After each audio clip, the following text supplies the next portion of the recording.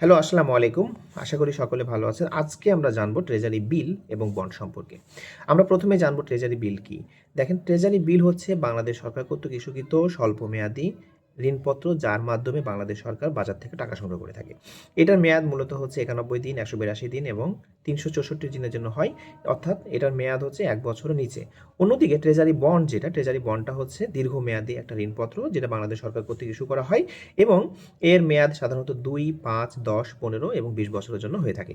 সরকার কেন treasury bill বা bond issue করে থাকে? আমরা জানি বাংলাদেশের বাজেট মূলত ঘাটতি বাজেট, অর্থাৎ আমাদের যে রাজস্ব আয় তার থেকে ব্যয় বেশি। সরকারের যে ব্যয়টা বেশি হয়, অর্থাৎ বিভিন্ন প্রকল্পে যে টাকার প্রয়োজন হয়, সেখানে সরকার টাকাটা মূলত হচ্ছে এই বিল বা বন্ড ইস্যু করার মাধ্যমে টাকাগুলো উত্তোলন করে থাকে। এখানে বলতে পারেন ফান্ড রাইজিং করাই হচ্ছে সরকারের ট্রেজারি বিল এবং বন্ড ইস্যু করার মূল কারণ। এখানে এছাড়াও হচ্ছে যে আপনার অবকাঠামো, শিক্ষা, স্বাস্থ্য, অন্যান্য উন্নয়নমূলক যে খাত আছে, সেখানে হচ্ছে টাকার প্রয়োজন হয়। সেই টাকাগুলো ফিল আপ করার জন্য সাধারণত সরকার এই বিল বা বন্ড ইস্যু করে থাকে। এবার প্রশ্ন জাগতেই পারে যে ট্রেজারি বিল এবং বন্ড এই দুইটার মধ্যে পার্থক্যটা কি? পার্থক্যটা হচ্ছে একটা হচ্ছে স্বল্পমেয়াদী, একটা হচ্ছে দীর্ঘমেয়াদী। একটা হচ্ছে ১ বছরের নিচে আর একটা হচ্ছে ২০ বছর পর্যন্ত, অর্থাৎ ২ থেকে ২০ বছরের মধ্যে। এটা হচ্ছে বন্ড এবং বিলটা হচ্ছে ১ বছরের মধ্যে। এটা সাধারণত ৯১, ১৮২ এবং হচ্ছে আপনার ৩৬৪ দিনের জন্য সাধারণত হয়ে থাকে।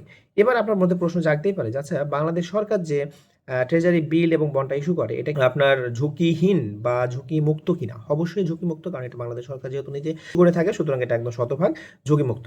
ট্রেজারি বিল বা বন্ডে বিনিয়োগে কোনো ঝুঁকি একেবারেই নাই। এবং আমরা যদি বলি যে ট্রেজারি বিলের সুবিধাগুলো কি কি, তাহলে ট্রেজারি বিলের মূল যে সুবিধাটা, এটা হচ্ছে আপনার স্বল্পমেয়াদী বিনিয়োগ। আপনার যদি টাকার হচ্ছে যে খুব ইমিডিয়েট দরকার হয় ৬ মাস বা ১ বছরের মধ্যে, আপনি ট্রেজারি বিলে নিঃসন্দেহে বিনিয়োগ করতে পারেন। এটা হচ্ছে যে ইন্টারেস্টটা ফিক্সড, এখানে কোনো ধরনের কোনো আপনি ইন্টারেস্ট না, আপনি চাইলে সেকেন্ডারি মার্কেটেও বিক্রি করতে পারবেন। এবং আপনি হচ্ছে যে সরকার কর্তৃক ইস্যুকৃত, সুতরাং ঝুঁকি নাই এবং কর রেয়াতের সুবিধা আছে। আবগারি শুল্ক একদম মুক্ত, এক্সাইজ ডিউটি এখানে কোনো কিছু নাই এবং এটার উৎসে কর মাত্র ৫%। অন্যদিকে ট্রেজারি যে বন্ড, এটার সুবিধাগুলো কি? এটা হচ্ছে সেকেন্ডারি মার্কেটে আপনি বিক্রি করতে পারবেন। এখানেও ফিক্সড ইন্টারেস্ট আছে। সরকার প্রত্যেক যেহেতু ৬ মাস পর পর এখানে আপনি ইন্টারেস্ট দেয় এবং এখানে আপনার হচ্ছে যে টিডিএস মাত্র ৫% এবং সরকারি বা এক্সাইজ ডিউটি এখানেও নাই। এছাড়া কর রেয়াতের সুযোগ তো পাচ্ছেনই আপনি।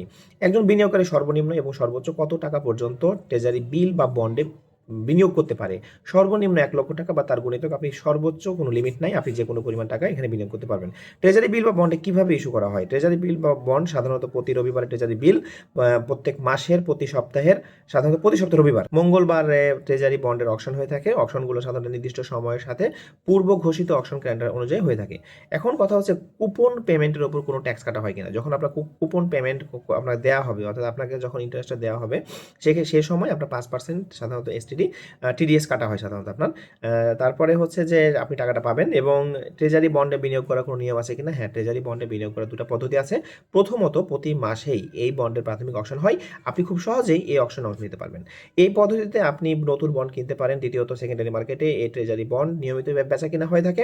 আপনি চাইলে এখন থেকেই আপনি হচ্ছে বন্ডটা কিনতে পারবেন। এই পদ্ধতি আপনি ইতিমধ্যে ইস্যু করা যে বন্ড আছে, সেগুলো বিক্রিও করতে পারবেন, কিনতে পারবেন। প্রাথমিক অকশন হচ্ছে আপনার বিভিন্ন বিডার কুপন রেট কোট করে, অর্থাৎ আপনার হচ্ছে যে কি পরিমাণ ইন্টারেস্ট রেটে হচ্ছে যে বন্ডটা কিনবে, এটা হচ্ছে একটা কোট করে, যার মাধ্যমে একজন বা একটা নতুন বন্ডের কুপন রেট নির্ধারণ করা হয়ে থাকে সাধারণত। ট্রেজারি বিল ও ট্রেজারি বন্ড বিনিয়োগ করার জন্য প্রত্যেকের কি বিপিআইডি অ্যাকাউন্ট খোলা প্রয়োজন আছে কিনা? আপনি যদি আর্থিক প্রতিষ্ঠানের মাধ্যমে বিনিয়োগ করতে চান, তবে আপনাকে অবশ্যই একটা বিপিআইডি অ্যাকাউন্ট খুলতে হবে। অন্যথায় আপনার দরকার নাই, ঠিক আছে? আপনি হচ্ছে যে অন্যথায় মানে ব্যাংকের মাধ্যমে আপনি হচ্ছে যে বিপিআইডি ছাড়া ট্রেজারি বিল বা বন্ডে বিনিয়োগ করতে পারেন। নিলামে কে কে বিড করতে পারে বা নিলামে হচ্ছে কারা বিড করতে পারবে? প্রাইমারি ডিলার, অর্থাৎ পিডি যেটা আমরা বলি, পিডিএস বলি, প্রাইমারি ডিলার এই নিলামে বিড করতে পারে। অন্যান্য যে বাণিজ্যিক ব্যাংক আছে এবং নন ব্যাংকিং যে আর্থিক প্রতিষ্ঠান, বীমা কোম্পানি, কর্পোরেট ব্যক্তি ইত্যাদিও পিডির মাধ্যমে নিলামে অংশগ্রহণ করতে পারে। এখন বিডিং কত প্রকার এবং কী কী?